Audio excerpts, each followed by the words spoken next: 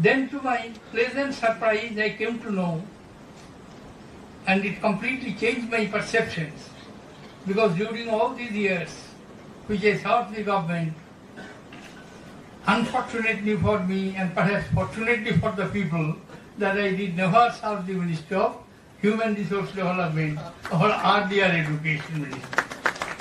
But as President, ex officio, I had to be the head as a visitor for more than 100 central institutions, 46 central universities, including 3 specialized, design, marine and agricultural, others general universities, 16 IITs, 30 NITs, scores of IISERs, Indian Institutes of Management, and so on.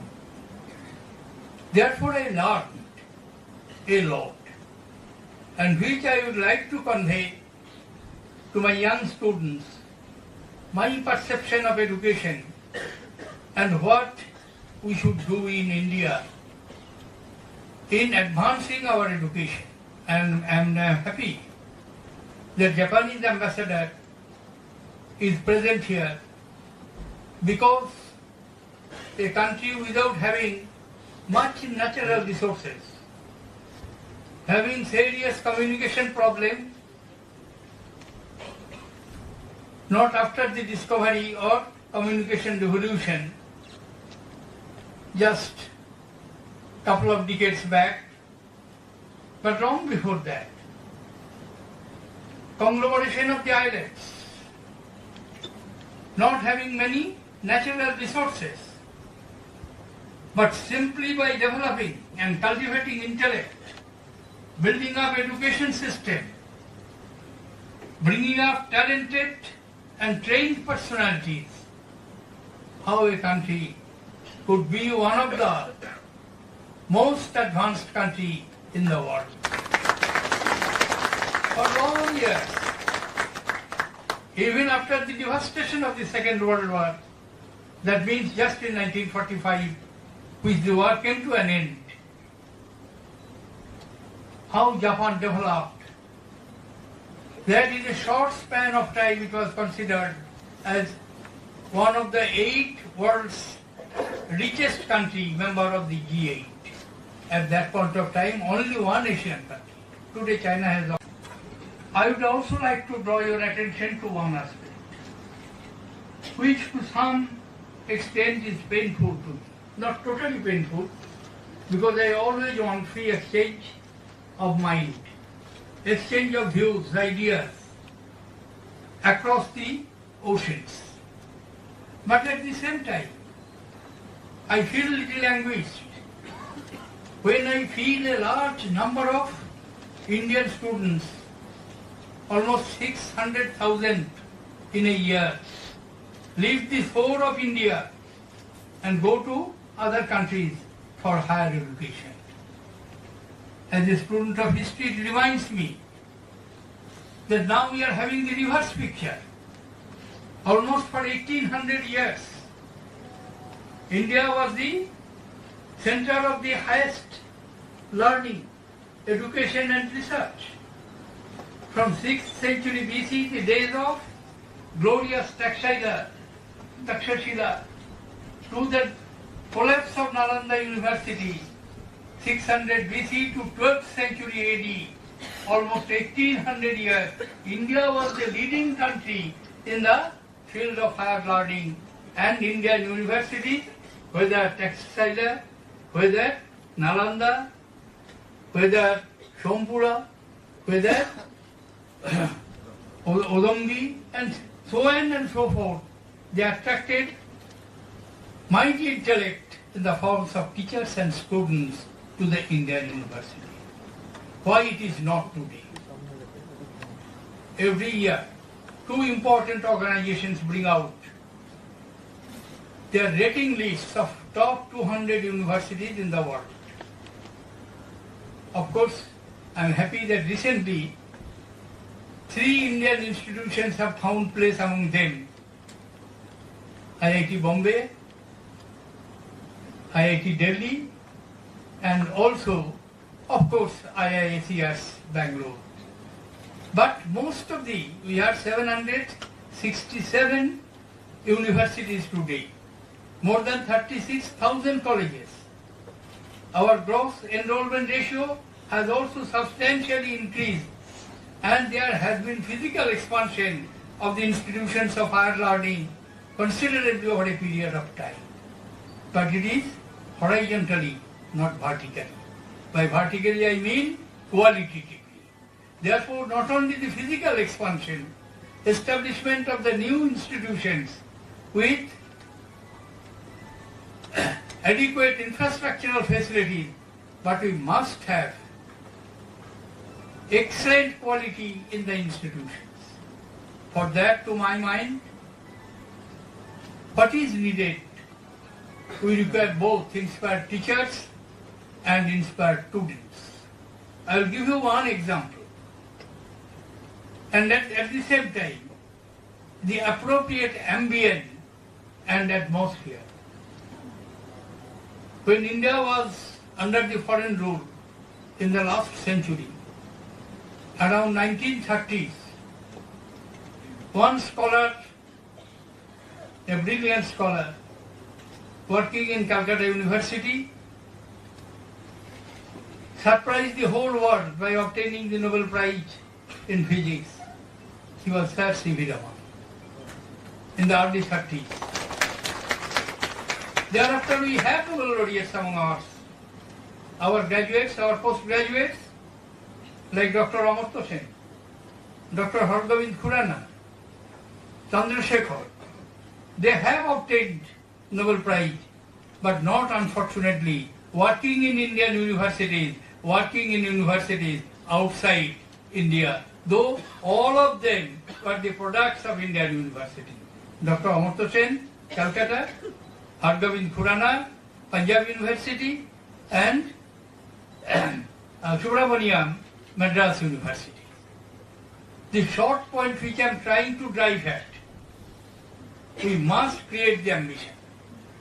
We must create the appropriate atmosphere. Ambient must be convenient to research, to encourage research, to encourage innovation. Without research and innovation, and research I mean fundamental research on the fundamental basic sciences, if we don't have, we would not be able to create the requisite scientific temper which we talk of. It is not merely a matter of oration.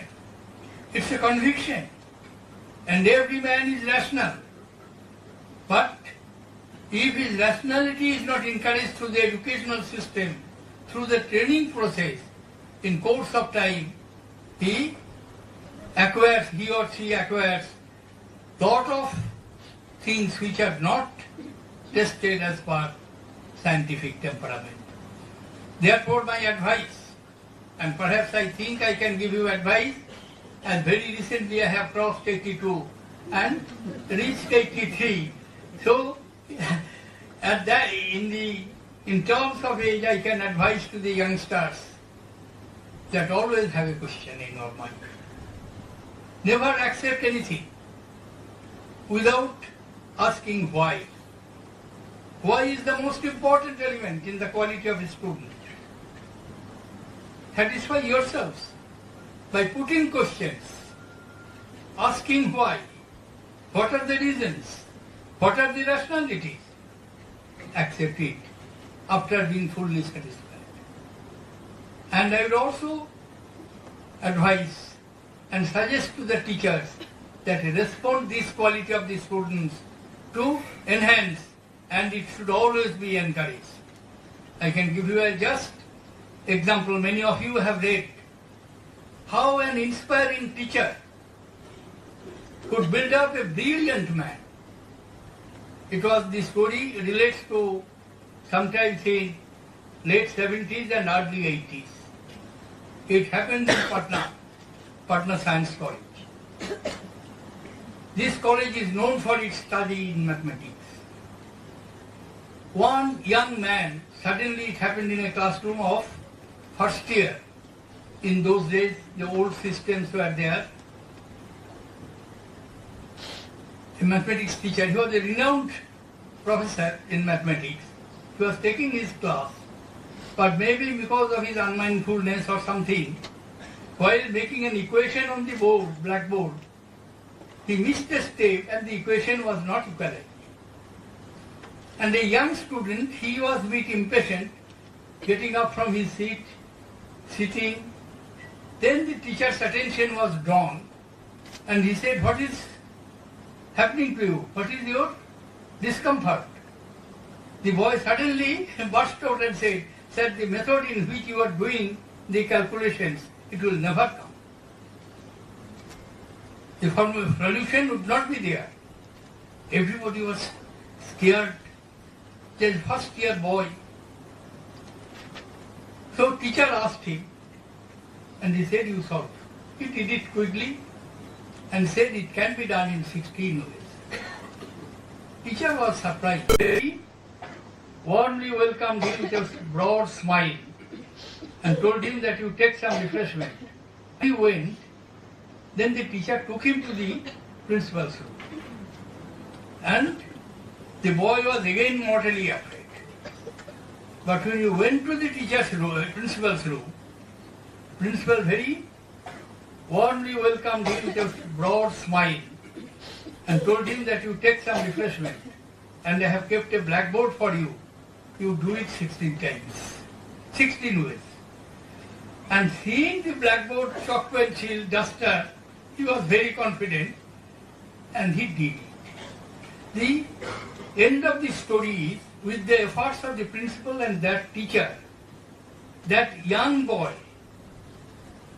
at a very early age could complete his degrees with the special permission of the university, and finally he ended with an assignment in California University. This is the story. When I read it, I later on found out that life was very unfortunate, but that's a different story. The short point is, even a student should have the courage, if the teachers make the mistake, to point out, "Sir, it is not correct." And teachers should always encourage it. That is our parampara. That is our tradition. In the court of King Janaka, Gargi argued with Yagnavalkya and argued so severely that these discourses gave birth to an important Upanishad, Brihadaranyaka Upanishad, results of the argument. And that's why Dr. Amartya Sen has very correctly pointed out that Indians are argumentative. And I simply modify a little bit. Indian can be argumentative, but Indians can never be intolerant. Be argumentative, don't be intolerant. Intolerance has no place in our society.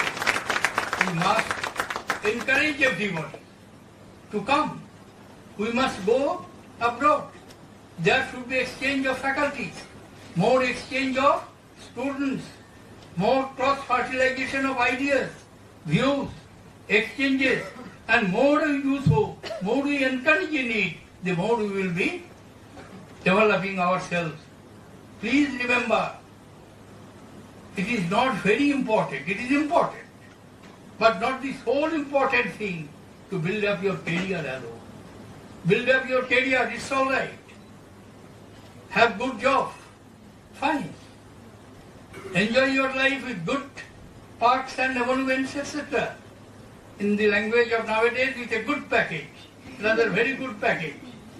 But at the same time, it's some place of your society, your country, in your scheme of things, in your ideas. Because you are the product of the society. Society has invested in you. They have built up this infrastructure.